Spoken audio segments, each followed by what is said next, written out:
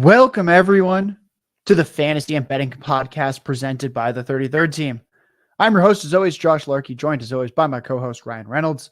Today, we will actually not be talking fantasy. We'll be talking betting and the NFL playoff picture. All 14 teams are set. The wildcard weekend matchups are also obviously set. Super Bowl odds are out. We are going to break down all 14 teams, talking about what their Super Bowl odds are, if we have any thoughts on that, and what each team's path to success and failure looks like over the next 5 weeks. Ryan, we're going to start in the AFC. Let's just go seed by seed. We'll begin with the Ravens. The Ravens opened as plus 310 for their Super Bowl odds. That's essentially saying that if you think the Ravens win the Super Bowl every 1 in 4 seasons, then you should consider betting on them. They have a bye this week. Ryan, talk to me about the path to success for this Ravens team. I mean, I think it's just they keep being who they've been all season. I mean, the strength of the Ravens is twofold. Defense is really strong. They make very few errors. They capitalize on their opponent's errors. And then Lamar Jackson's one of the few players in the league that can outright carry an offense. They have a pretty good path, too. They're only going to have to play the Bills or the Chiefs. They're not going to have to play both. So, just continue to be themselves, capitalize on other people's mistakes. That's how they get there. Let's talk now about the path to failure. You've discussed before about how one of the hard parts about betting on Lamar Jackson teams is that we don't often see Lamar Jackson string 3 or 4 very good games together in a row, especially against premium opponents. Do you have any different thoughts on that now that we've seen this Ravens team just be better than Lamar's teams of the past, and how he has taken some strides as a passer this year? Yeah, I'm not so sure that I still think that this is better than teams of the past. I think he was better in his MVP year personally, but they did beat Miami and the 49ers late in the year. That's obviously encouraging. That shows that they can string a couple of games against premium opponents. It's just a matter of Buffalo and the Chiefs are perennial contenders for years.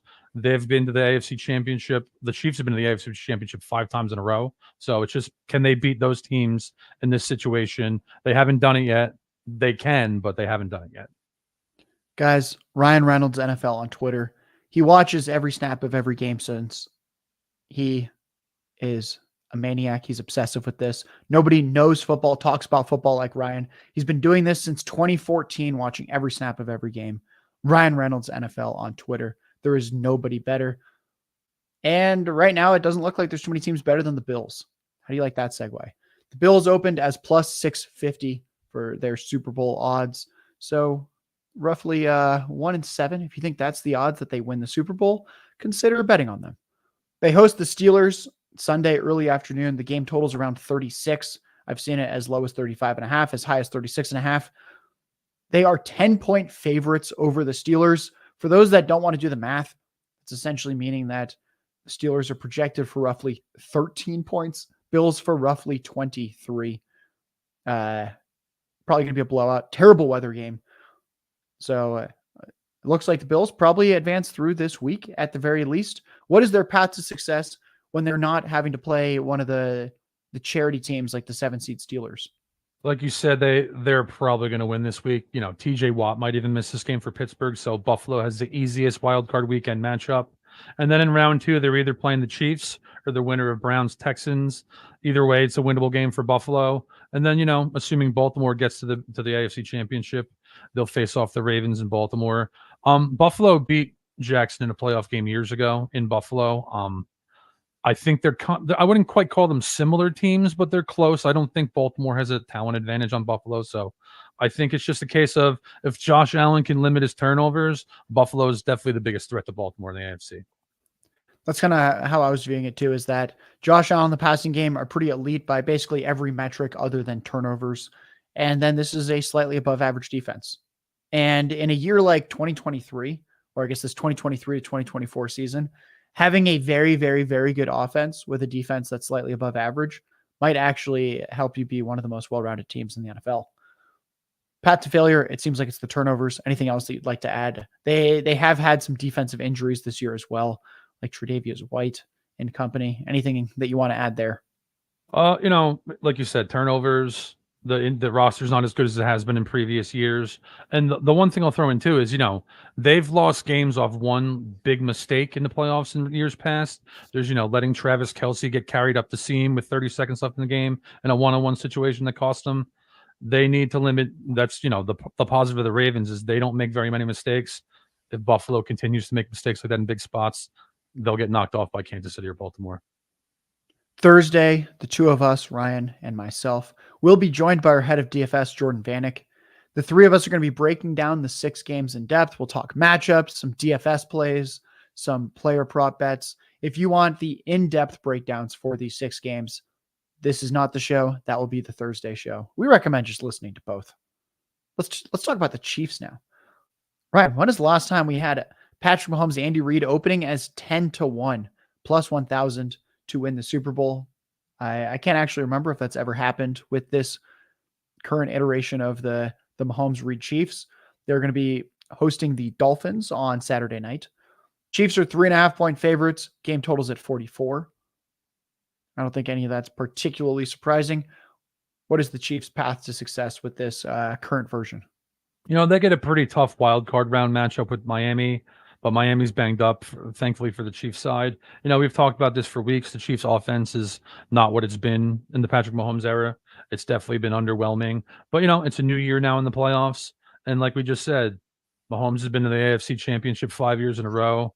They've been to 3 Super Bowls over that period. They've won 2. He's the scariest opponent anyone's going to have in a playoff game. So, like you said, getting the Chiefs at 10-1 may never happen again. Yeah, it's weird. I would say that if you knew that the Chiefs were 10-1 to win the Super Bowl and that it was the best defense Mahomes had played with, you'd be so excited to bet this.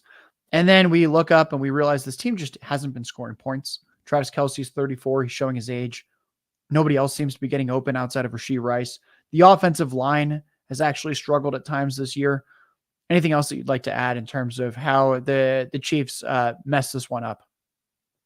Again, the offense just continues to be like a stagnant, underachieving mess. Because they're going to have to beat Miami, probably Buffalo, and probably Baltimore to get there. And then, maybe the 49ers. That's a very, very difficult road. Winning all 4 of those games is certainly on the table for Mahomes, but this offense is going to have to be a different team than they've been, at least through the second half of the season, to do that. So about the Houston Texans, they were the 4 seed. They opened plus 3,500 to win the Super Bowl. Odds have gotten a little longer, plus 4,000. Seems like people are not sold on a rookie quarterback getting it done, even when it's CJ Stroud. They will host the Cleveland Browns Saturday late afternoon. They are 3-point home underdogs. It's a 44-point game total. I thought the home underdogs made sense given that the Browns rested their starters. So it's kind of like the Browns have a bye week. We'll talk about that game more in depth on Thursday, though. What's the path to success here for the Texans? Is it just CJ Stroud in the pass game just to continue to overperform, or is there other cause for optimism here? When I was going through these games, this one reminded me of something Joe Banner said last year, where if you're valuing importance in this way, quarterback, then head coach, then front office, which means the roster. And Houston has the quarterback already. They have the head coach to a degree, at least. The roster, though, is one of the worst rosters in the playoffs. I could see them beating Cleveland. I could see them giving Baltimore an interesting game, too. They played Baltimore in the season opener, and I think the score was 26-9, but it was kind of like a little closer than I was expecting. I could see them giving Baltimore a game, but them running the gambit yet, I don't think they're ready for that.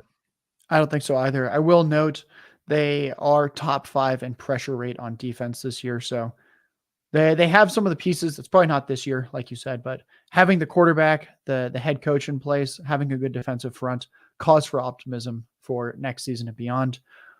The path to failure, it seems like that's a lot for a rookie quarterback. The run game has underperformed all season. The pass defense is actually pretty below average as well. I just don't think they can get it done. It seems like you're on the same page there.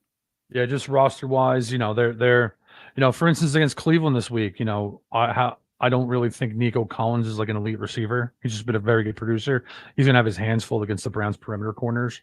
The roster's failing against these teams, and CJ Stroud's a rookie that's gonna have to do too much. That's how they fail in the playoffs. The Browns plus 3,500 to win the Super Bowl. They're the 5 seed. They will travel to Houston for that game. the way I'm seeing this path to success is that Joe Flacco creates big plays on offense and their defense shuts down opponents. How much faith do you have right now in Joe Flacco? I think what Flacco's done has been very impressive, but do I think he's going to go on a 3 or 4 game run where he's throwing 300 yards and, 3 touchdowns every week? I don't. I could see him finishing the playoffs with more interceptions than touchdowns. Yeah. During the regular season, this defense was second behind only the Dolphins in the rate that they pressured opposing quarterbacks. We'll talk about the Dolphins in just a bit. They're very banged up. Browns probably do have the best overall defensive line among playoff teams. I think especially against a rookie quarterback that could come in handy there. On the other side, we talked about Flacco and the turnovers. He threw 8 picks through 5 games this year. When you pace that out over 17 games, it sounds a lot worse. That would be a 27 interception pace. Just seems like it's really, really difficult. Even though they went 4-1 under Flacco, the opponents weren't always great, and that's just a tough way to live, especially when mistakes come at a premium in the playoffs. Anything else? Yeah, I mean, no. I mean, if they're gonna go on a run, the defense is gonna drive it, and if they don't, they can't really run the ball like they used to with Nick Chubb. The offensive line suffered some injuries, and again, like you're asking Joe Flacco to outduel C.J. Stroud, Lamar Jackson, and then one of Josh Allen or Patrick Mahomes. That doesn't sound like reality to me. Yeah, I'd agree there. The 323 passing yards per game this year led the NFL by a considerable margin for Flacco. It's probably not going to hold up in these playoffs. I think when it comes to 6 seeds, the Dolphins might be one of the more live 6 seeds that we've seen in recent years. They opened at plus 1,600, so 16-1 to win the Super Bowl. They travel to Kansas City for round 1. We've got Tua Tagovailoa, Tyreek Hill. We should have Jalen Waddle back. The run game has a lot of speed in it. But I'm starting to struggle to find other paths to success. Is there anything else here that you think Miami's doing really well right now? Right now, not really. It's been the Tyreek Hill show on offense all year. Tua Tagovailoa is a capable quarterback, but again, he's going to have to run through a gambit. So well coached. Unfortunately, the roster's been reduced by injuries, so it's basically going to be on Hill and Tua to, go in KC and beat Patrick Mahomes and then beat Lamar Jackson, beat Josh Allen. Yeah, I'm pretty concerned about how they'll do against the Chiefs this week when they're down both starting edge rushers. They lost Jalen Phillips and Bradley Chubb essentially in back-to-back weeks. So 2 Pro Bowl level edge rushers off the team. When you can't pressure Patrick Mahomes, we've seen what he can do to opposing defenses. And then I think on offense, the offensive line's concerning. Do you have any takes there on the O-line? They should get a little bit healthier for the playoffs, but it's still a greatly reduced unit. Yeah, they're injured everywhere. And I think actually the biggest problem for Miami to get to the Super Bowl and win it is I think they have the toughest path because you get Mahomes in round 1. You're probably getting Lamar Jackson unless Pittsburgh somehow beats Buffalo in round 2. Then you got to beat Josh Allen's Bills most likely. Then you probably got to beat the 49ers. And that is, I don't see that happening for this Dolphins team. It's why I actually have them ranked 10th in my playoff rankings right now. Yeah, I thought the plus 1,600 was a little bit too generous as well. Yeah. Very tough to see them making a run. I don't think any team has a tougher path, though, than the Pittsburgh Steelers. They opened at plus 15,000. It's improved in quotes to plus 12,000. They travel to the Bills where they're 10-point underdogs in this first round. The way I'm seeing it is every single game needs to be ugly and low scoring because this team scored the 5th fewest points in the NFL this year. They have a negative point differential. It's pretty ugly across the board. Anything else you'd like to add here? It seems like ultimately they're just going to have to somehow run the ball consistently and without TJ Watt stop opponents. Yeah, that's the thing is, the Steelers defense has driven their success for a very long time. And last year when Watt was out, they were an entirely different team without him. So they're going to have to be a premium defense without their best player. And then you either, like you said, have tremendous success on the ground or Mason Rudolph's going to have to throw for 300 yards against playoff teams. That seems very, very thin. Would you agree that out of all 14 teams in the playoffs, the team least built to come from behind would be the Steelers? Yeah, definitely. Not even a hesitation, Josh. All right, folks, even at those tempting odds, please do not bet on the Steelers to win the Super Bowl this year. Yeah. We're going to take a quick break before we dive into the NFC. We're going to talk about a couple player props that we're monitoring for when lines come out, which way we lean. The one that I'm going to look at is Joe Flacco's passing overs. We'll talk more about how the Texans-Browns game could go. Texans have struggled against passing games this year. Flacco's been throwing for 323 yards a game. That's an NFL high this year. And the Browns are 4-1 with Flacco. So you might be like, well, why would they keep passing like this? It's because it's been working. He had at least 42 pass attempts for those 5 games. The game that he didn't have 42 or more pass attempts was when he was just surgical and threw for over 10 yards per attempt, over 300 passing yards against the Jets. I don't think this Browns team's particularly good on offense, but I think one thing we can expect is yardage and turnovers. Is there anything that you're looking for at this point on Tuesday? Matthew Stafford's passing over. If it came out at 289.5, it wouldn't surprise me, and that's an over or pass for me. If it came out at 304.5, over or pass for me. The Lions have given up 807 passing yards to Nick Mullins over the last 2 games against the Vikings. I'll bet on Matthew Stafford in a playoff game in this situation. Folks, some of you out there are interested in more or less type player picks. And we have a brand new partnership with Better, BETR. They raised $50 million a couple years ago, co-founded by Jake Paul. Everything he touches at this point seems to succeed. Promo code 33rd team. No spaces, just 8 characters. 33rd team. You might be like, Josh, why? I've already done Picks apps. They're fun, but why this one? Well, for starters, the interface looks great, but sometimes we just want a financial incentive. And oh boy, do we have that. Promo code 33rd team. You get a 100% deposit match up to $500. That is 5 times the deposit match of the industry standard for these Picks apps. 5x. Usually you get the 100% deposit match up to $100. Better said, no. We're partnering with the 33rd team. You get that 100% deposit match up to $500. Promo code 33rd team. Ryan and I will have an article out later this week detailing some more or less picks that we would recommend taking. And what's fun is that you can make these picks up to 8 at once to 100x your money. There's nothing like this out there. Better picks. Let's talk NFC. We'll start at the top. The 49ers have the highest Super Bowl odds. They're the current favorites, plus 220. If you think they win the Super Bowl 1 in every 3 simulations, consider betting on them then at those odds. They are on a first-round bye. Ryan, this feels like the team that has too many paths to success. Why don't you just start rapid-fire naming them? Yeah, Brock Purdy's having an MVP caliber season. You have Christian McCaffrey, Deebo Samuel, Brandon Ayuk, George Kittle. That's the deepest group of elite playmakers I can remember. A Trent Williams anchored offensive line. Kyle Shanahan's one of the best play callers in the league. One of the 3 best defenses in the league and the most dynamic pass rush. All sorts of ways to beat you. All sorts of ways to dominate opponents. I don't see anyone in the NFC beating San Francisco as long as they stay healthy. I don't either. The path to failure, the only thing I could come up with is more of those Brock Purdy games like he had against the Ravens, where we have more tip passes than usual that turn into interceptions. There's really not many paths to failure, at least to get them to the Super Bowl. Anything else that concerns you about this team? And do you think the O-line will hold up since it's been a little bit shaky with injuries recently?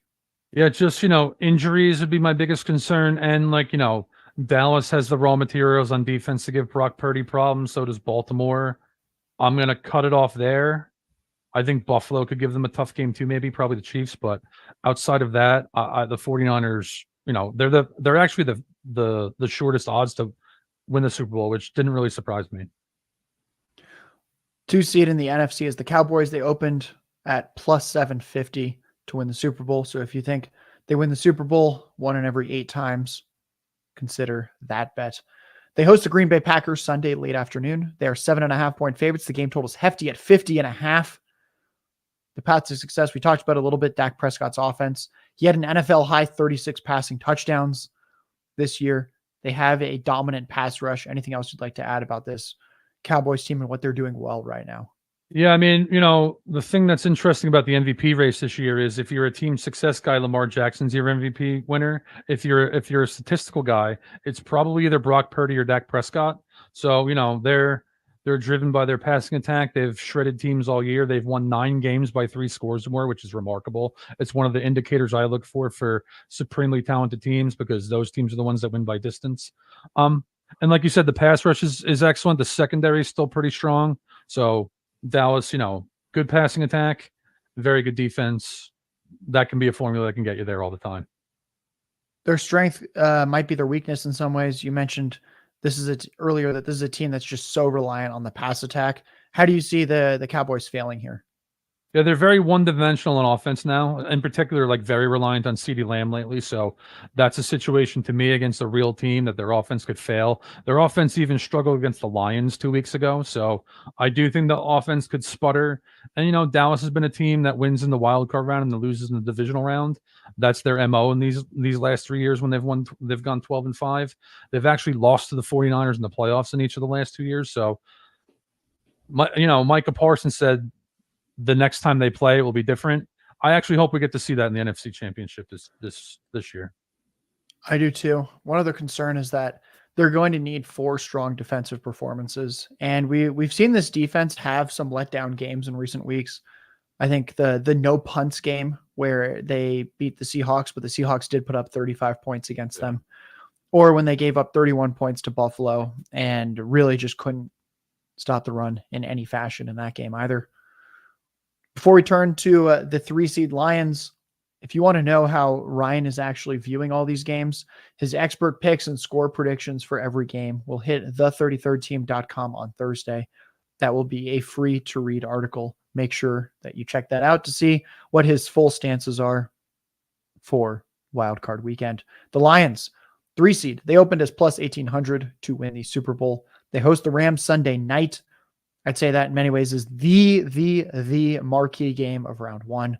It's the double revenge game of Stafford and Goff. They are 3.5-point favorites. This is the highest game total on the slate at 51.5.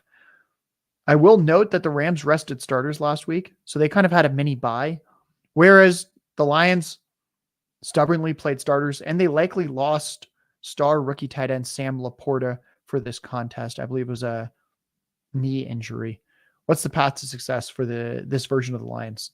I mean, it's their offense. They're rock solid everywhere, well coached, good offensive line. I actually think the offensive line's disappointed me a little bit, but they're still at least a top 10 unit. Really good dynamic running back duo that covers all the necessary skill sets. Good passing attack with Jared Goff. I would say Jared Goff's more of a quarterback that beats cupcakes than shreds, contenders. But if the Lions are going to make any noise in the postseason, it's going to be their offense that takes them there. Yeah, I think so too. The other note is that the pass rush has been quite good this year. They've been top 5 in pressure rate. I think it would surprise some people that they're actually kind of neck and neck with teams like the Cowboys when you look at the season-long pressure numbers. Path to failure, the one that I'll bring up is this defensive secondary. It's atrocious. They're allowing the second most passing yards per game to opponents. They're allowing the third most receiving yards per game to the receiver position. Just across the board, teams are passing against them. I think you mentioned that Nick Mullins at this point has thrown for, 750, 800 passing yards against 807 passing yards in 2 games. 807 passing yards in 2 games. And folks, that's Nick Mullins. Yeah. You talked a little bit about Jared Goff. How does he hold this team back if it's not the pass secondary on defense? I'm going to lead with the defense. The defense has been horrible in the second half of the year outside of the Dallas game. If they don't play like that, they're going to lose this week. With Goff's a very pressure-sensitive quarterback. He's a guy like pocket passers in particular are very reliant on timing. If you start hitting him early, he's a different quarterback. If he's clean, he'll shred you. So, the Eagles, the Cowboys, the 49ers all have pass rushes that could negatively impact Goff. So they're tough matchups for him in particular. The 4-seed, the Buccaneers. We got to give them props. They opened this year with the second highest odds to get the number 1 pick on some sports books. They also opened with the lowest odds in their division to win the division out of all 4 terrible NFC South teams. And you know what? This is still not a great NFC South team, but they did it. Congrats. They opened as plus 5,500 to win the Super Bowl. That dropped to plus 6,000, 60-1. Those odds might sound tempting until you remember that it's the Buccaneers. They host the Eagles Monday night. 3-point underdogs in that game, 44-point game total. I actually struggled to come up with a path to Super Bowl or playoff success for them. The only thing I came up with is that Baker Mayfield just strings together more ceiling games with Mike Evans. That feels extremely thin. Is there anything else here that gets you optimistic? Yeah, nothing gets me optimistic about this team, but they do have two paths. One is similar to the Steelers, where they just play muddy defensive games where they win 17-13. The other one is Baker Mayfield. When the Ravens won a Super Bowl with Joe Flacco went nuts for 3 games. The other path is Baker Mayfield just plays the 3 best games of his career, gets him to the big dance, and then anything can happen once you get there. Yeah, I saw. For those that are listening to the audio version, Ryan had a slight smile on his face, picturing Baker Mayfield having the 3 best games of his career in succession against high-level opponents. The paths to failure are obvious. You can pass on the Buccaneers. They don't have much of a pass rush this year. Their offense ranked just 20th in scoring, and they had the fewest rush yards per game, so they can't control clock if they have the lead. Anything else you'd like to add to the Baker Mayfield's team? Hey, listen, the Buccaneers finished the year 5-1. They won the division because of it. But, the 2 best wins they had during that period were against the Packers and the Jaguars. Who cares? Is how I see that. How is this team going to beat the 49ers? I don't think they can, personally. I do think Philly's reeling enough where this is like a coin flip game because of that. But I don't see them, even if they win this week, I see everything coming to an end if they have to go to San Francisco in the divisional round. I thought it was interesting when you look at the Super Bowl odds difference between the Bucs and the Eagles. The Eagles plus 1,600, whereas the Bucs are 6,000. And this is a 3-point spread. This is going to be a close one. Like you said, the Eagles are reeling. They travel to the Bucs. The path to success to me feels like the pass rush has been fairly good this year. And I feel like when you look at last year's Super Bowl offense to this year, a lot of the names are similar at the very least. How do you feel about this iteration of the Eagles team? I think you just hit the nail on the head there. If this Eagles team is going to go on a run, and they have the talent to do so, their offense is going to have to, figure out how to be who they were last year, because they haven't been this year. They have the raw materials to do that. You can throw on Tampa Bay in general. You throw on Tampa Bay to beat them. So this is, I don't want to call it a tune-up matchup because it isn't for them. They literally could lose this game, but if they have a good a good wild card opponent, because if they're going to win, it has to be through Jalen Hurts. And defensively, their pass rush has to get there because their secondary has been a liability all year. Yeah, talk to me more about that. I just noted that I think it would be maybe even generous to say this is a bottom 5 secondary at this point. Yeah, it's been terrible. It really has. It's the whole second half of the year. Just, Tyrod Taylor looked like a world beater against them. The Cardinals scored 35 points or more against them. This is not a good defense right now. And the offense has struggled too. Coaching staff issues potentially right now. There are a lot of things that are trending negatively for Philly. I think our site posted that they're the first team in history to start 10-1 and not win 12 games. So Philly has to get things right. There's no guarantee that's going to happen this week. Yeah, it's really tough to see them stopping the Niners, the Cowboys, the Lions, the Rams passing games, even if they should beat Tampa Bay in the wild card round and keep advancing. Let's talk about the Rams. People listening might have realized we're slightly optimistic about the Rams, the way that we generally talk about them. They're plus 4,500, 45-1 to win the Super Bowl. They face the Lions at Ford Field in Detroit for the dual quarterback revenge game. This is the clear marquee game of wildcard weekend. The path to success, you've talked about Stafford as playing at a top 5 quarterback level all year. Elaborate on that a little more. Yeah, I mean, if we were going to actually give the MVP award to the guy who's made the biggest difference, elevated his team the most, I actually think it would be Matthew Stafford. All the props in the world to Puka Nacua, but that gentleman just became the most productive rookie wide receiver in history. I don't think he's the best rookie wide receiver in history. I watch every game. A lot of that comes from off-structure plays with Matthew Stafford that few players would make. That said, this team won the Super Bowl 2 years ago. The defense lost a ton of talent, but the offense, with Cooper Kupp, Puka Nacua, even Kyren Williams, it might actually be better right now than it was 2 years ago. And I'm going to run through their late season schedule, Josh, because this is the big one for me. They finished the year going 7-1.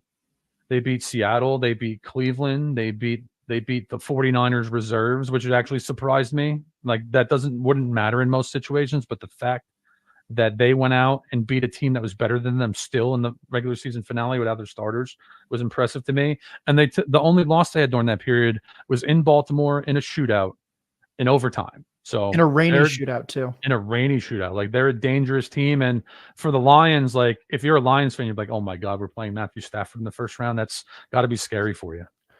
Yeah, I would think so. Yeah, Matthew Stafford's averaging 264 passing yards a game this year. Dak Prescott, who everyone talks about as the statistical MVP for passing, not 264 pass yards a game like Stafford, 265. Very, very, very similar there. And I'll add one name. If we were talking MVP just in terms of the biggest pure difference in terms of how they've elevated the team, I would say that it would be Matthew Stafford. And then in the AFC, I think you could argue it's actually CJ Stroud, not Lamar Jackson. When you look at what that roster was to start the season. Interesting. What did they win? Like 5 total games over the last 2 seasons before this? Yeah, it's at least a conversation. Because like I've been critical of Lamar Jackson sometimes, but the guy's awesome. He's literally one of, I call them one-man army quarterbacks. He's one of the few guys who can literally carry a whole offense. So I'm hesitant to just say that, but it's close. It is. Mm-hmm. The path to failure for the Rams. We talked about this a little bit before the season began.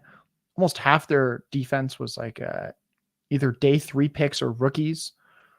They've come together a lot better than I think anyone really expected. Do you have confidence in this defense? It feels like if this team struggles, it's that a lot of these young, inexperienced players start to get exposed. Yeah, that's I think the problem with Detroit this week is like that could be a shootout, and if that happens and they lose, it's probably going to be on the defense why they lose. And then to look ahead, if they beat Detroit, they're probably playing San Francisco. They're one of the few teams that I think could beat San Francisco. In fact, 2 years ago, that's who they beat in the NFC Championship to get to the big dance. But their defense versus the 49ers offense, we're talking about a huge talent gap. Let's end with the 7-seed Packers. And folks, after this, we will give our Super Bowl prediction. Packers, 7-seed in the NFC, 90-1 Super Bowl odds. I think deservedly so. This is not a team that looks like it's ready this year. They travel to the Cowboys for round 1. One thing that surprised me, Ryan, do you know who threw the second most passing touchdowns this year?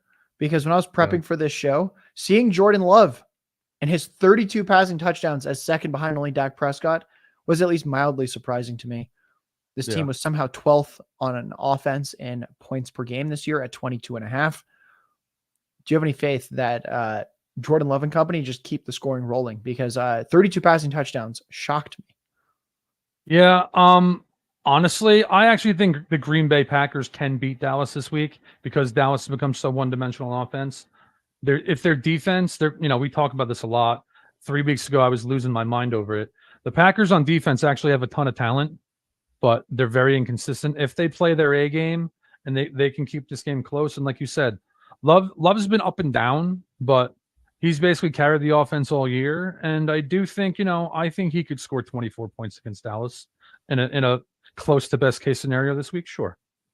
Yeah, I think so too. The path to failure seems obvious. It's that you need 4 ceiling games from Jordan Love in a row, and you need this defensive secondary to not have games like they did against the Panthers, where they give up over 300 passing yards to Bryce Young. Anything else you want to add here about the Green Bay Packers? Yeah, I mean, long term, I do think they can beat Dallas. I'm not sure they're going to, but I do think, I think they have a much better chance of beating Dallas than the Steelers do of Buffalo.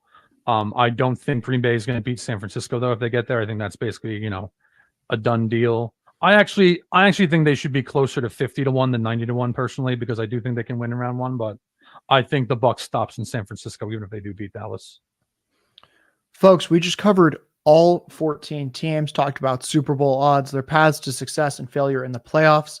If you want more of our content, we have the podcast on Thursday. The 2 of us with Jordan Vanek will go over more in-depth matchups, betting angles, DFS plays. We'll also have a best bets article coming out later this week where we go over every game and discuss the plays that we like the most. That'll be the 2 of us, Ryan Reynolds and myself, Josh Larky, our head of DFS, Jordan Vanek, our data scientist, Ahan Rungta, and if there's any tackle box props on Twitter, Patrick, he will be the guy for those. Now, let's get to the Super Bowl prediction. Coincidentally, Ryan and I talked pre-show. We had the same Super Bowl prediction. I'm going to let Ryan give out his prediction and how these teams get there. Ryan, what do you have? I'm going to take 49ers over Bills for 2 reasons. One, I've been talking about it in power rankings all season.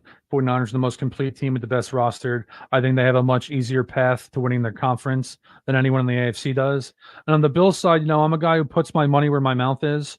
Before they're going into their week, I think it was week 14 bye before they play the Chiefs, I said that I thought Buffalo's going to win out and make the playoffs. They ended up doing just that, being the second seed. They've been playing playoff type environment games for over a month. I think that's going to help them down the stretch here. I think they're them and the Chiefs are the only two teams in the AFC that I think can beat Baltimore. Guys, that's Ryan Reynolds, NFL on Twitter. I'm Josh Larky.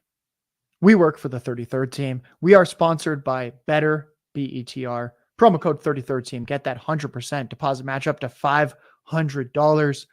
We've got a lot more coming later this week. We'll be back on the airwaves with Jordan Vanek on Thursday. Thank you, everyone.